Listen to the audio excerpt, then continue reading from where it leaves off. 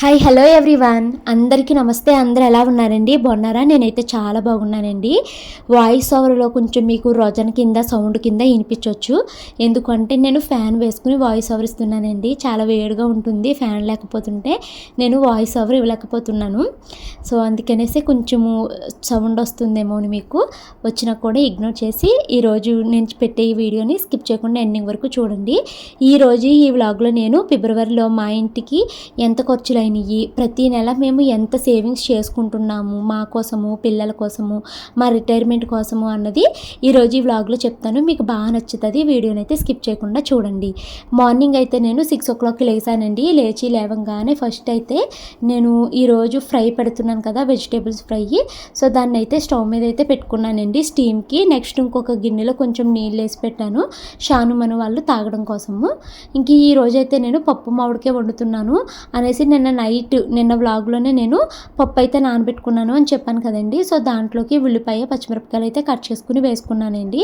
ఇంకా దాంతోపాటు కొంచెము ఈ పప్పులోకి కూరకి ఎంత అవసరమో అంత ఉప్పు, పసుపు, కారం కూడా వేసేసుకున్నాను.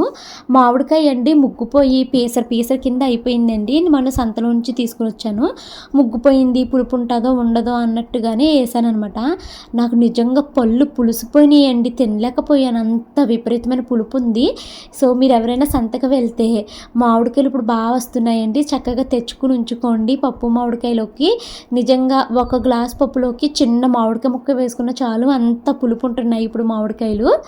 ఇంకా నేను బియ్యం కూడా కడిగేసి స్టవ్ మీద అయితే పెడుతున్నానండి. ఆల్రెడీ కుక్కర్ అయితే స్టవ్ మీద పెట్టేశాను. బియ్యం కడుక్కుని నీళ్ళు పోసి పక్కనైతే ఉంచానండి. గ్యాస్ ఖాళీ అయితే ఆ బియ్యం అయితే పెట్టేస్తాను. నిన్న నైట్ పడుకున్నప్పుడే నేను చాలా పనులు అయితే పూర్తి చేసుకుని పడుకున్నాను కదండి. అంటే వేరుశనగలు వేపించుకున్నాను, తర్వాత ఏమో కూరగాయలన్నీ కట్ చేసుకుని ఉంచుకున్నాము, తర్వాత ఏమో దాన్ని ఏమంటారు పప్పును నానబెట్టుకుని మామిడికాయను కూడా కట్ చేసుకుని ఉంచుకోవడము. ఈరోజు పనులన్నీ టక్క అయితే అయిపోయినాయి. నేను ఎంత త్వరగా పూర్తి చేసినా పిల్లలు లేచి వాళ్ళు బ్రష్లు, స్నానాలు చేసుకోవడమే లేట్ అవుతుంది అనమాట. ఇంక ఇదిగోండి కుక్కర్ విజిల్స్ వచ్చేసింది. కుక్కర్ని పక్కన పెట్టేసి స్టవ్ మీద బియ్యం ఇందాక నానబెట్టుకుని ఉంచుకున్నాను కదా, బియ్యం అయితే స్టవ్ మీద పెట్టేశాను. ఇంకా ఇది స్టీమ్ అయిపోయినాయేమో అనేసి స్టవ్ అయితే ఆఫ్ చేసేసి ఆ కూరగాయలు అయితే తీస్తున్నానండి. దాన్ని ఫ్రై అయితే పెట్టేస్తాను. సో పిల్లలకి 2 కూరలు కావాలంటే 2 వేస్తాను, లేదు మాకు ఏదో ఒక కూర కావాలి అంటే వాళ్ళకి నచ్చిన కూర అయితే వేసి పెడతానండి. ఈ మధ్యలో నేను వెజిటేబుల్స్ ఫ్రై ఇలా అన్నీ కలిపేసి స్టీమ్ పెట్టేసుకుని తర్వాత అప్పుడు నేను దానికి కొంచెం నూనె అయితే వేసుకుని తాలింపు అయితే వేస్తున్నానండి. కూర ఎంత టేస్టీగా ఉంటుందో, లాస్ట్లో కొంచెం కొబ్బరి తురుము కానీ లేకపోతే వేరుశనగలు పొడి కానీ వేస్తుంటే కూర చాలా చాలా టేస్టీగా ఉంటుందండి. మీరు ఎప్పుడైనా ఒకసారి ఇలాగా ట్రై చేసి చూడండి. సో వెజిటేబుల్స్ అన్నీ స్టీమ్ చేసేసుకున్నాక దాన్ని పక్కకు పెట్టేసి ఒక ప్యాన్ పెట్టుకుని దీంట్లో పచ్చెనపప్పు, మినప్పప్పు, ఆవాలు, జీలకర్ర, ఎండుమిర్చి, వెల్లుల్లిపాయ అన్నీ అయితే వేసుకోవాలి. కరివేపాకు కూడా వేసుకుని బాగా మిక్స్ చేసేసి ఇప్పుడు మనము స్టీమ్ చేసుకుని ఉంచుకున్న కూరగాయ ముక్కలు అయితే ఇందులో వేసేసుకోవాలండి. అసలు ఈ ఫ్రై అయితే ఎంత బాగుందంటే ఇంకా తినే కొద్దీ తినాలి అన్నంత అనిపించింది అనమాట. యూజువల్గా మనము స్టీమ్ చేయకుండా డైరెక్ట్గా ఆయిల్ మీద ఫ్రై చేయాలి అనుకోండి, బోల్డ్ ఆయిల్ అయితే పట్టేస్తుంది. సో మేము ఆయిల్ని బాగా ఎంత కుదిరితే అంత తగ్గించాలి అనుకుంటున్నాను కాబట్టి ఇలాగ స్టీమ్ చేసి తక్కువ ఆయిల్తో దాన్ని ఇంకా తాలింపు అయితే వేసుకుంటున్నాను అనమాట. నేను స్టీమ్ చేసేటప్పుడు వాటర్లో కొంచెం సాల్ట్ వేస్తానండి. ఈరోజు సాల్ట్ వేయడం అయితే మర్చిపోయాను. సో ఇంకా అందుకనేసి డైరెక్ట్గా కూరలో అయితే సాల్ట్ను కొంచెం పసుపు, కారం కూడా వేసేసి కాసేపు అయితే మిక్స్ చేసేసి తాలింపులో కాసేపు దీన్ని వేగనిస్తానండి. ఇది వేగడానికి టైం అయితే పడుతుంది. ఈ లోపల నేను పిల్లలవి వాటర్ బాటిల్స్ అవి నింపాలి, స్నాక్స్ అవి పెట్టాలి, ఆ పనులు అయితే పూర్తి చేసుకుంటాను. సో ఇలా ఒకసారి అయితే ట్రై చేయండి. ఇది అంతా మగ్గిపోయింది అనుకున్నాక ఒక 2-3 స్పూన్లు దాన్ని ఏమంటారు కొబ్బరికాయ పొడి అయితే వేసుకోవచ్చు, లేకపోతే వేరుశనగ గుళ్ళు పొడి, నువ్వుల పొడి, ఇలా ఏదో ఒక పొడి వేసుకుంటే చాలా బాగుంటుందండి. సో ఇంకా రైస్ అయితే ఉడికిపోయిందండి. అన్నం అయితే నేను వాష్ చేసుకుంటున్నాను. ఈరోజు వ్లాగ్ అయితే నేను జస్ట్ మార్నింగ్ రొటీన్ ఒకటే షూట్ చేశానండి. ఇంకా ఆఫ్టర్నూన్ రొటీన్ అవి ఏమి షూట్ చేయలేదు, ఎందుకంటే ఈరోజు ఈ వీడియోలో బడ్జెట్ గురించి అయితే ఇంక్లూడ్ చేస్తున్నాను కాబట్టి. సో గ్యాస్ స్టవ్ అయితే ఖాళీ అయింది కదండి. పప్పుని ఇంకా నేను లిడ్ అయితే ఓపెన్ చేసేసాను. దీన్ని ఇంకా తాలింపు వేసేసుకుంటే పప్పు కూడా రెడీ అయిపోతుంది. ఇంకా పిల్లల కోసం ఇడ్లీ ఒకటి వేస్తే ఇంకా నా పనులన్నీ పూర్తయిపోయినట్టేనండి. పప్పు అయితే నేను గిన్నెని పక్కకు అయితే తీసుకుని దాంట్లోని ఫస్ట్ అయితే మెదిపేసుకున్నానండి. తర్వాత దీంట్లోకి మామిడికాయ ముక్కలంతా వేసేసుకుని దాంట్లో ఉన్న టెంక మాత్రము మళ్ళీ బయటికి అయితే తీసేసి ఆ టెంకలోకి కొంచెం వాటర్ అయితే వేసుకుని టెంకలో ఉన్న పులుపంతా పిండేసుకున్నానండి. అలా పిండుకుని వేసారన్నమాట. ఎందుకంటే కూరలో టెంక ఉంటే అదే బోలు పప్పు అంటుకుపోద్ది, పిల్లలు టెంక తినరు. ప్లస్ నేనైతే అంత ఎక్కువ పులుపు తినలేనండి. నా పళ్ళల్లో బలం లేదో ఏమో తెలియదు కానీ నాకు కొంచెం పులుపు కూడా చాలా పులుపే అని అనిపిస్తుంది. సో ఇంకా కొంచెం ఉప్పు అయితే తక్కువైందండి. ఇందాక స్టవ్ మీద పెట్టినప్పుడు ఉప్పు వేసాను కదా, అది తక్కువైందనేసి ఇంకొంచెం ఉప్పు అయితే వేసుకుంటున్నాను. పప్పు మామిడికాయ ఎప్పుడు చిక్కగా వండుకునే కన్నా ఎంత పలుచగా కుదిరితే అంత పలుచగా వండుకుంటే పప్పు మామిడికాయ కూర బాగుంటుందండి. మా అత్తయ్య గారు అయితే నీళ్ళలాగా చాలా పలుచగా వండి వడియాలేపి పెడతారు, చాలా టేస్టీగా పెడతారు మా అత్తయ్య. మా హస్బెండ్కి ఇంకా మా అత్తయ్య చేతి ఫుడ్ తిని తిని సేమ్ నేను కూడా అలాగే వండాలి అనేసి అనుకుంటారనమాట. ఇంకోండి బీన్స్ ఫ్రై అయితే రెడీ అయిపోయింది. ఇంకా నేను పప్పు అయితే స్టవ్ మీద పెట్టాను కదండి, సో పప్పుని తాలింపు వేయడం కోసం అయితే అన్నీ తీసుకున్నాను. ఇంకా పప్పుని తాలింపు అయితే వేసేస్తున్నాను. సో ఈరోజు నేను చేసిన పప్పు మామిడికాయ ఏంటి లేకపోతే వెజిటేబుల్ ఫ్రై ఏంటి రెండు బాగా వచ్చాయండి. కానీ నేను అసలు పప్పు తినలేకపోయాను, చాలా ఎక్కువ పులుపుగా అనిపించింది నాకు. చాలా పల్చగా కలుపుకొని అయితే తిన్నాను. ఇంకా లాస్ట్గా మిగిలిపోయిన పని పిల్లల కోసము ఇడ్లీ వేయడం అండి. సో పిల్లలకి ఇడ్లీ వేసేసాను అనుకోండి, ఇది అవుతూ ఉంటుంది. లోపల ఒకరికి నేను జడ అయితే వేసుకుని వచ్చేస్తాను. ఆ తర్వాత ఇడ్లీ తింటూ ఉంటే ఇంకొక పిల్లకి జడ అయితే వేస్తానండి. ఇడ్లీ అయితే స్టవ్ మీద పెట్టేశాను. ఇంకా పిల్లలిద్దరూ వాష్రూమ్ నుంచి బయటికి రాలేదు స్నానాలు చేసి. సో ఈ లోపల టైం వేస్ట్ ఎందుకు అనేసి పిల్లల కోసము లంచ్ బాక్స్ అయితే ప్యాక్ చేస్తున్నానండి. మా షాను అయితే 2 కూరలు వేయమ్మా అన్నదండి. అంటే పప్పు ఒక గిన్నెలో వేసి అదే బీన్స్ కూర ఉంది కదండి ఫ్రై, అదేమో ఒక చిన్న బాక్స్లో పెట్టమ్మా అనేసి చెప్పింది అనమాట. మా మను ఏమో నాకు అసలు పప్పు వేయొద్దు, ఓన్లీ బీన్స్ ఫ్రైయే కావాలి అందండి. సరే కావాలి అంత కదా తింటుందేమో అనేసి అనుకుంటే బీన్స్ ముక్కలు క్యారెట్ ముక్కలు అన్నీ ఏరేసి దాంట్లో పచ్చెనపప్పు మినపప్పు వేసాను కదండి, దాన్ని మాత్రమే కలుపుకొని అది మాత్రమే తిని మిగతాదంతా ఇంటికైతే తీసుకొచ్చిందనమాట. మా పిల్లల స్కూల్లో ఏంటంటే తిన్నా తినకపోయినా అది పాడైనవ్వరండి, ఇంటికి తీసుకెళ్ళి మీ అమ్మలకు చూపించండి అన్నట్టు పంపిస్తారు. సో దాన్ని బట్టి నాకు అర్థమైపోద్ది ఈ పిల్ల తిన్నాదా తినలేదా అని నాకు క్లియర్గా అర్థమవుతుంది. అండ్ చిన్నప్పటి నుంచి పెంచుతున్నాను కదండి, దాని గురించి నాకు బాగా తెలుసు అది ఎలా తింటుంది ఎలా తినదు అని. నేను ఎలా అయితే ఎక్స్పెక్ట్ చేశానో అలాగే అన్ని ముక్కల్ని ఏరి ఏరి ఏరి అది ఉత్తిగా అన్నంలోకి ఆ కూర పప్పులు కలుపుకుని తినేసి తీసుకొచ్చేసింది అనమాట. ఇంకా లంచ్ బాక్సెస్ అయితే పెట్టేసి పక్కన పెట్టానండి, చల్లారుతూ ఉంటాయని. ఈ లోపల నేను వాటర్ బాటిల్స్ అయితే నింపేసుకున్నాను. ఇంకోండి మా షానుకి అయితే 2 కూరలు పెట్టమంది కదండి, 2 కూరలు పెట్టాను. మనకు మాత్రం ఒకటే కావాలి, అది కూడా ఫ్రై కావాలండి అనేసి ఫ్రై ఒక్కటే పెట్టానండి.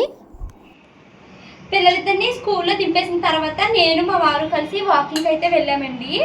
వాకింగ్ నుంచి జస్ట్ ఇప్పుడే వచ్చి స్నానం అయితే చేసేసాను. ఈరోజు ఫ్రైడే కదా, దేవుడికి అయితే దీపారాధన చేసుకుంటాను. సో దేవుడికి దీపారాధన చేసే లోపల ఇడ్లీ స్టవ్ మీద పెట్టేస్తే ఇడ్లీ రెడీ అయిపోద్ది కదా అనేసి ఇడ్లీ అయితే పెట్టేస్తున్నానండి. ఎవ్రీ ఫ్రైడే ట్యూస్డే శారీ కట్టుకుంటాను అన్నావు కదా భవాని, ఈరోజు శారీ కట్టుకోలేదు ఏంటి అని అంటారా? అసలు బాబు ఈ ఉడుక్కి నాకు ఇంకా శారీ క్యారీ చేయలేనేమో అని అనిపిస్తుందండి. అందుకనేసి ఇంకా డ్రెస్ అయితే వేసేసుకున్నాను. సో ఇడ్లీ అయితే స్టవ్ మీద పెట్టేస్తానండి. ఇప్పుడు దేవుడికి అయితే దీపారాధన చేసుకుంటాను. బ్లాగ్ కంటిన్యూ అవుతుంది, వీడియో అయితే స్కిప్ చేయకండి. ఇడ్లీ స్టవ్ మీద అయితే పెట్టేసి ఇంకా నేను దేవుడికి అయితే దండం పెట్టుకుంటున్నానండి. మేము వాకింగ్కి వెళ్ళాం కదా, వాకింగ్ నుంచి వస్తూ వస్తూ ఒక పువ్వుల ప్యాకెట్ అయితే కొనుక్కు తెచ్చుకున్నాము. ఈ పువ్వుల్లో అన్ని గులాబీలే ఎక్కువ వేశారండి. అట్లకి కూడా కొన్నిట్లకి అసలు కాడలే లేవు. అలా జాగ్రత్తగా దేవుడి దగ్గర అయితే సెట్ చేసేసి ఇంకా దేవుడికి దీపం అయితే వెలిగించుకుని నేను ప్రశాంతంగా కాసేపు అయితే కూర్చుని దండం అయితే పెట్టేసుకున్నాను అనమాట. మెయిన్ పెట్టుకునేది మా ఆయన వెళ్ళి వచ్చే దారిలో ఆయనకి తోడు నీడగా ఉండండి, ఎలాంటి ప్రమాదాలు జరగొద్దు, ఇంకా అందరూ హ్యాపీగా హెల్తీగా ఉండాలి, అసలు ప్రమాదాలు అన్నయ్య మా ఇంట్లో రావద్దు అన్నట్టు దండం పెట్టుకుంటాను. ఇంకా మా వారైతే వెళ్ళిపోతున్నారు. యాజ్ యూజువల్ ఇలా రెడీ అయినప్పుడు కొన్ని ఫొటోస్ వీడియోస్ అయితే పక్కా తీసుకుంటానండి. మెయిన్ నా ఫొటోస్ వల్లనే సగం ఫోన్ నిండిపోతుందేమో అనిపిస్తుంది. నా ఫోన్లో నావి వేల ఫొటోస్ ఉంటాయండి. ఎప్పటికప్పుడు హార్డ్ డిస్క్లో ఎక్కిస్తూ ఉంటాను, అయినా కూడా మళ్ళీ తీసుకుంటూ ఉంటాను, నిండిపోతూ ఉంటాయి. ఇంకా రేపైతే మా షానుకి మనుకి డ్రాయింగ్ కాంపిటీషన్ అయితే ఉందండి. సో దానికోసం అయితే ప్రాక్టీస్ చేస్తున్నారు స్కూల్ నుంచి వచ్చాక. ఈరోజు ఈ వ్లాగ్లో ఫిబ్రవరిలో మా ఇంట్లో ఎన్ని ఖర్చులు అయ్యాయి అన్నది ఈ వీడియోలో అయితే చెప్తానండి. ఈరోజు వ్లాగ్ అయితే మార్నింగ్ రొటీన్తో నేను ఆపేశాను. ఇంకా వ్లాగ్ అయితే కంటిన్యూగా షూట్ అయితే చేయలేదు. రీజన్ మీకు తెలిసిందే, ఫోను అస్సలు ఖాళీ లేదండి. సో ఇంకా ఎడిటింగ్ చేస్తూ అయితే కూర్చునిపోయాను. ఇంకా మా వారిని చాలామంది బడ్జెట్ ఎంత అవుతుంది చెప్పు అంటున్నారు, కొంచెం అది రాసివ్వి అంటే ఫిబ్రవరి మార్చు రెండిట్లకి ఎంత ఖర్చులైనవి అన్నది అన్నీ రాసి అయితే మా హస్బెండ్ ఇప్పుడైతే నాకు ఇచ్చారండి. సో ఇప్పుడు ఈ వ్లాగ్లో జస్ట్ ఫిబ్రవరి ఒక్కటే చెప్తాను, రేపు వ్లాగ్లో మార్చు గురించి అయితే ఎక్స్ప్లెయిన్ చేస్తానండి. నేను ఈరోజు దీంట్లో ఫిబ్రవరి ఖర్చులతో పాటు సేవింగ్స్ కోసం కూడా మీకు చెప్తానన్నాను కదా, మేము ఎందులో ఎంతెంత సేవింగ్ చేస్తున్నాము ఏంటి అన్నది. సో అవి కూడా ఈ వ్లాగ్లో అయితే ఇంక్లూడ్ చేస్తాను. సో ఇంకా ఫస్ట్ ఖర్చులన్నీ చెప్తానండి. ఖర్చుల తర్వాత సేవింగ్స్ ఏమేమి చేస్తామన్నది తర్వాత అయితే మీకు ఎక్స్ప్లెయిన్ చేస్తాను. సో ఫిబ్రవరిలో ఖర్చు అయితే మొత్తం టోటల్ లెక్కేస్తే 1 lakh ప్లస్ వెళ్ళిపోయిందండి. అంత ఎందుకు అయ్యింది, ఇందులో ఎంత సేవింగ్కి వెళ్తుంది, ఇంకా ఎక్స్ట్రా ఖర్చు అనుకోకుండా ఈ నెల అయ్యింది ఏంటి అన్నది నేను మొత్తం మీకు చూపిస్తాను అనమాట. సో ఫస్ట్ అయితే ఫిబ్రవరిలో మొత్తం ఖర్చులు అయితే మీకు ఎక్స్ప్లెయిన్ చేస్తానండి.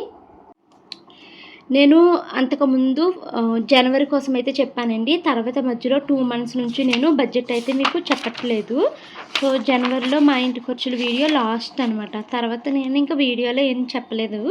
ఇంకా చాలామంది బడ్జెట్ పెట్టట్లేదు ఎందుకు అంటున్నారండి. అందుకనేసి మళ్ళీ అయితే చెప్తున్నాను.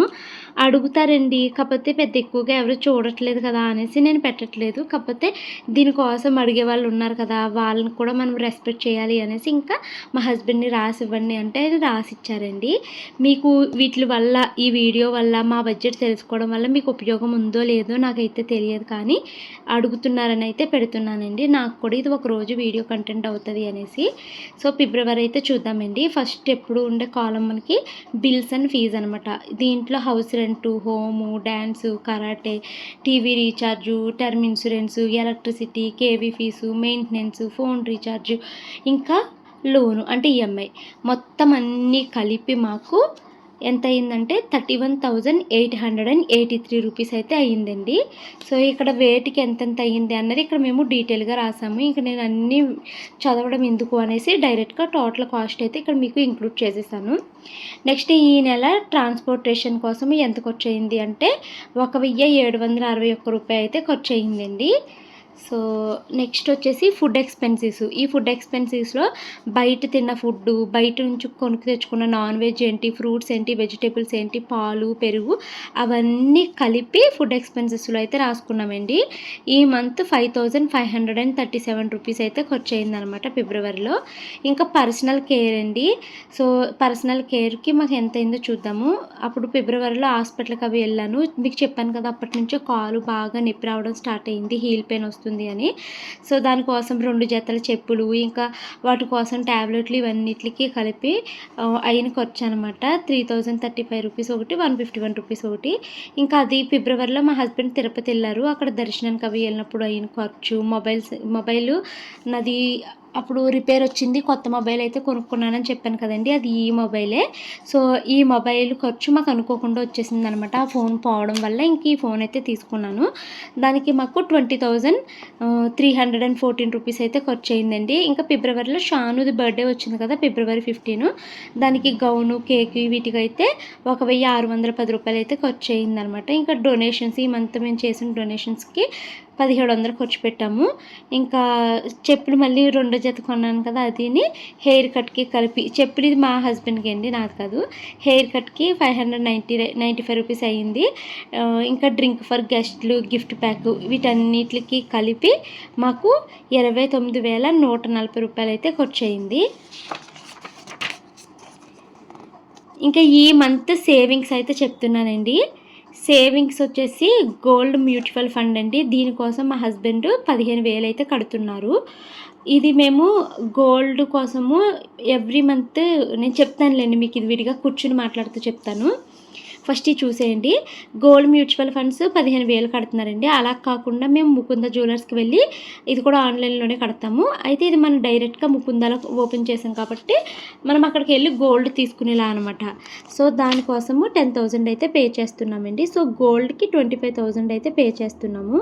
ఇంకా చిట్టి ఒకటి అయితే వేశారండి మా హస్బెండ్, దానికైతే 20,006 రూపాయలు అయితే ఎవ్రీ మంత్ అవుతుందన్నమాట. ఇంకా సిల్వర్ కూడా రేటు పెరుగుతుంది కదా, ఎంతో కొంత మనము సేవ్ చేసుకుంటే బెస్ట్ అనేసి పిల్లలిద్దరి పేరు మీద ఒక 7,000 రూపీస్ అయితే ఇన్వెస్ట్ చేస్తున్నామండి. ఇంకా దీంతో పాటు మా హస్బెండ్ నా కోసం ఎన్పిఎస్ కూడా కడుతున్నారు, దానికి ఒక 10,000 ఇక్కడ ఆయన రాయడం మర్చిపోయారండి.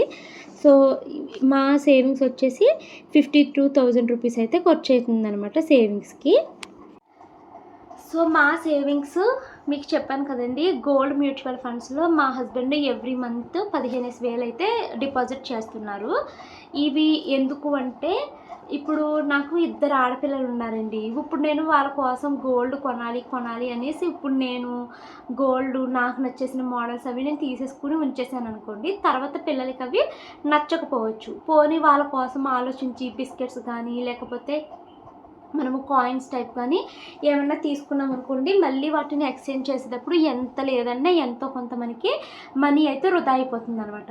సో ఇంకా మా హస్బెండ్కి నేను అన్నాను, అలా వద్దు, పిల్లలకి ఎప్పుడు నచ్చితే అప్పుడు వాళ్ళు తీసుకుంటారు, ఆన్లైన్లో ఏమైనా ఇన్వెస్ట్ చేయడానికి ఉంటుందా అని అడిగితే, మా హస్బెండ్ ఎందుకు ఉండదు, గోల్డ్ మ్యూచువల్ ఫండ్స్లో పెట్టుకోవచ్చు, ఇప్పుడు ఉన్న రేటు ప్రకారం మనకి అది అమౌంట్ అయితే పెట్టేసుకుంటే అప్పటికి ఇంకా రేటు పెరుగుతుంది, అప్పుడు మన ఇన్వెస్ట్ చేసిన అమౌంట్ వాల్యూ కూడా పెరుగుతుంది కదా, అప్పుడు పిల్లలకి నచ్చింది వాళ్ళు తీసుకోవచ్చు, అప్పుడు ఇవి మనం తీసుకుంటున్నాం కదా గోల్డ్ మ్యూచువల్ ఫండ్స్లో, అవి అమ్మేసి మనము బయట కొనుక్కోవచ్చు అనేసి మా హస్బెండ్ అయితే చెప్పారండి. నాకు వీటి గురించి అంతగా ఐడియా లేదు, మీరు ఎవరైనా ఏమైనా తెలుసుకోవాలి అనుకుంటే యూట్యూబ్లో వెతికి చూడండి. సో మా హస్బెండ్ అలాగా పిల్లలిద్దరి పేరు మీద గోల్డ్ మ్యూచువల్ ఫండ్స్లో ఇద్దరికి కలిపి 15,000 అయితే ఇన్వెస్ట్మెంట్ అయితే చేస్తున్నారండి. అలాగే ఇప్పుడు ప్రజెంట్ సిల్వర్ కాస్ట్ కూడా చాలా టూ మచ్గా పెరిగిపోతుంది కదా, సో మరి తర్వాత మళ్ళీ మనకి సిల్వర్ కావాలన్నా కూడా ఇబ్బంది అవుతుంది అనేసి సిల్వర్ పేరు మీద ఒక 7,000 రూపీస్ అయితే ఇన్వెస్ట్ చేస్తున్నారండి.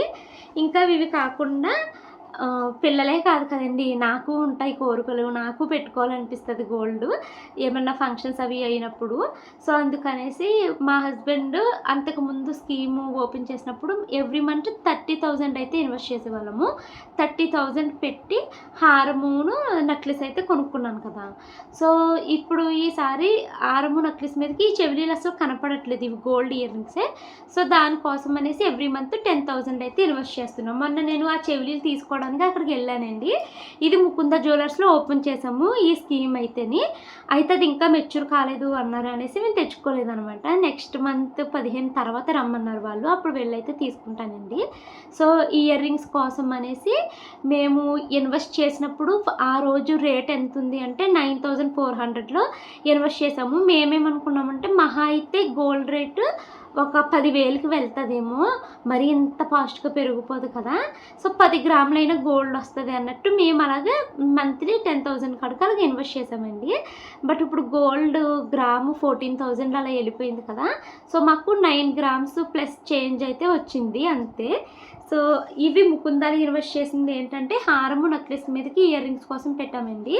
ఈ మ్యూచువల్ ఫండ్స్ సిల్వర్ మ్యూచువల్ ఫండ్స్లో పెట్టింది అయితే మాత్రము పిల్లల కోసం ఉంటుంది అనేసి అయితే ఇన్వెస్ట్ చేసామన్నమాట. ఇంకా నెక్స్ట్ చీటీ వేసారండి మా హస్బెండ్. చీటీ అసలు చాలా శుద్ధ దండగండి, దీంట్లో మాకు రూపాయి కలిసి వచ్చింది అయితే లేదు, ఇంకా మేము నష్టపోయాము. తర్వాత ఆ చీటీ డబ్బులు మాకు వస్తాయా లేకపోతే వాళ్ళు ఎత్తేస్తారా, ఇలా మేము ఎంత టెన్షన్ ఫేస్ చేసామో మాకే తెలుసు ఆ చీటీ కోసము. నేనైతే ఒకనొక టైంలో అయ్యబాబా మనం ఇంత చీటీ వేసేసాము, ఇన్ని నెలలు వాయిదాలు కట్టేసాము, వాడేమో ఫోన్ ఎత్తట్లేదు, ఇది మనకి ఎత్తేస్తారేమో, మనం ఇన్ని లక్షలు లాస్ అయిపోయామా అని ఒకనొక టైంలో చాలా డిప్రెస్ కూడా అయిపోయాం నేను మా వారును. ఎలా అయితే ఆయన మీద అరిసి గొడవ పెట్టుకుని ఎలా అయితే మా చీటీ డబ్బులు మేము వెనక్కి తెచ్చుకున్నామండి. ఇంకా అవి 12 వాయిదాలు 15 వాయిదాలు ఉన్నాయి. సో ఎవ్రీ మంత్ దానికి ఒక 20,000 అయితే మనము ఇన్వెస్ట్ చేస్తున్నాం అనమాట. అంటే వాళ్ళకి చీటీ దగ్గర పాడేసుకున్నాం కదా, పాడుకున్న దాంట్లో కూడా మాకు కలిసి వచ్చింది ఏమీ లేదండి. అసలు మేము ఎంత పాడామో దాంట్లో ఇంకా కొంచెం నష్టమే చూసాను తప్పించి మాకు ఇందులో కలిసి వచ్చింది ఏమీ లేదు. అండ్ బాగా బుద్ధి వచ్చింది ఇంకెప్పుడు ఇలాంటి చీటీల జోలికి వెళ్ళొద్దు అనేసి. సో మేము ఈ చీటీకి ఎవ్రీ మంత్ 20,000 అయితే కడుతున్నాము. ఇది కాకుండా ఎన్పిఎస్ అనేసి ఎవ్రీ మంత్ ఒక 10,000 రూపీస్ నా అకౌంట్ నుంచి కట్ అయ్యేలాగా మా హస్బెండ్ అయితే సిప్ పెట్టేశారండి. ఎన్పిఎస్ అంటే అదొక పెన్షన్ టైప్ సిస్టమ్ అంటే అండి, అంటే ఇప్పుడు నాకు ఒక రిటైర్మెంట్ ఏజ్ వచ్చిన తర్వాత ఇప్పుడు ప్రతి నెల 10,000 పెడుతున్నాను కదా, అదంతా నాకు ఒక 50-60 ఇయర్స్ వచ్చాక నేను ఏ పని చేయలేను. నా పిల్లలు పెద్దవాళ్ళు అయిపోతారు, వాళ్ళు ఉద్యోగాలకు వెళ్ళిపోతారు. అప్పుడు నాకంటూ కొంచెం ఆసరా ఉండాలి కాబట్టి అది నా కోసము రిటైర్మెంట్ తర్వాత వచ్చే పెన్షన్ లాగా ఇప్పటి నుంచి డబ్బులైతే నేను అందులో ఇన్వెస్ట్ చేస్తున్నానంట. దీనివల్ల నాకు ఎంత లాభం వస్తుంది ఏంటి ఇవేమీ నాకు తెలీదు. కానీ మా హస్బెండ్ ఎవ్రీ మంత్ ఒక 10,000 నా కోసం అందులో అయితే ఇన్వెస్ట్ చేస్తున్నారండి. సో అది ఎన్పిఎస్ అనమాట. అది నా పేరు మీద తీసుకున్నారు ఎన్పిఎస్. మా హస్బెండ్కి కూడా ఎన్పిఎస్ ఉంది, అది ఆఫీస్ నుంచి వెళ్తుంది అనమాట. అయింది అది ఆఫీస్ వాళ్ళు అయితే చూసుకుంటారు, కానీ నాకు ఒకటి ఉండాలి అనేసి ఇలా అయితే ఎన్పిఎస్ కట్ చేస్తున్నారు. ఎవ్రీ మంత్ అదొక 10,059 రూపీస్ అయితే కట్ అవుతుందండి. సో ఇవి మా సేవింగ్స్ ప్రస్తుతానికి. సో టోటల్ ఈ మంత్ ఎంతకు వచ్చాయిందో చూద్దాము. సో టోటల్ బిల్స్ వచ్చేసండి 31,883 రూపాయలు అయినాయి. ట్రాన్స్పోర్టేషన్కి 1,761 అయ్యింది. ఫుడ్ ఎక్స్పెన్సెస్ వచ్చేసి 5,537. పర్సనల్ కేర్, అన్ఎక్స్పెక్టెడ్ సేవింగ్స్ ఇవన్నీ కలిపితే మనకి 1,20,644 రూపాయలు అయితే అయ్యిందండి. సో ఇప్పుడు ఇవన్నీ ఖర్చులతో మనము కంపేర్ చేయకూడదండి, ఎందుకంటే సేవింగ్స్ నా దగ్గరే మిగిలిపోతాయి. సో మనం ఈ 1,20,000 నుంచి మనము సేవింగ్స్ 52,000ని తీసేసామనుకోండి, సో అప్పుడు మనకి ఎంత అవుతుంది అంటే 68,638 రూపాయలు ఖర్చులు అవుతాయి అన్నమాట. ఇందులో 68,000లో కూడా ఎవ్రీ మంత్ నేనేం ఫోన్ కొనుక్కోను కదండి. సో ఫోన్ కాస్ట్ వచ్చేసి 20,000 తీసేస్తున్నానండి నేను. సో ఫోన్ కాస్ట్ 20,000 తీసేస్తే 48,638 రూపాయలు ఫిబ్రవరిలో మా ఇంటి ఖర్చులు అయితే అయ్యాయండి. మీరు నా ప్రీవియస్ వీడియోస్ అన్నిటిలో చూడొచ్చు, ప్రతి నెల మా ఇంటికి 50,000కి మించి మేము ఖర్చులు పెట్టకుండా జాగ్రత్తగా ఇంతే 48,000తోనే ఇంటి అద్దెలేంటి, ఇంటికి పంపించడానికి ఏంటి, మా ఇంట్లో మేము తినడానికి ఏంటి, అన్నిటికీ మేము ఈ 48 నుంచి 50 మహా అయితే బాగా కొంచెం చుట్టాలు ఎవరైనా వచ్చారు ఖర్చులు ఉన్నాయంటే 55,000లో మాకు ఇంటి ఖర్చులు అయితే అయిపోతాయండి. ఇంక్లూడింగ్ ఇంటి రెంట్, పిల్లల డ్యాన్స్ ఫీజులు, కరాటే ఫీజులు, స్కూల్ ఫీజులు అన్నీ కలిపితే అయిన ఖర్చులు అనమాట. సో ఈరోజైతే నేను మీకు ఫిబ్రవరి ఎంత ఖర్చులు అయింది అన్నది చెప్పానండి. ఇంక్లూడింగ్ సేవింగ్స్ అయితే మనకి 1,20,000 అవుతుంది. సేవింగ్స్ని ఫోన్ కాస్ట్ తీసేస్తే మనకి 48,638 రూపాయలు అయితే ఖర్చు అవుతుంది అనమాట. సో ఇది మా ఫిబ్రవరిలో ఇంటి ఖర్చులండి. ఈ వ్లాగ్ అయితే ఇక్కడితో ఎండ్ చేస్తున్నాను. రేపు వీడియోలో మార్చిలో ఇంటికి ఎంత ఖర్చులు అయ్యాయి అన్నది రేపు వీడియోలో ఇంక్లూడ్ చేస్తానండి. సో ఈ వీడియో అయితే ఇక్కడితో ఎండ్ చేస్తున్నాను. ఈ వీడియో నచ్చితే లైక్ చేసి కామెంట్ చేయండి. నాకు ఎండకో ఏమో తెలీదు, ఎక్కడికక్కడ సెగ్గడ్లు వచ్చేసి ఫేస్ అంతా బాధ వచ్చేస్తుందండి సెగ్గడ్ల వల్ల. సో ఇంక ఈ వ్లాగ్ అయితే ఇక్కడితో ఎండ్ చేస్తున్నాను. నచ్చితే లైక్ చేసి కామెంట్ చేయండి. Thank you so much watching this video. Bye bye.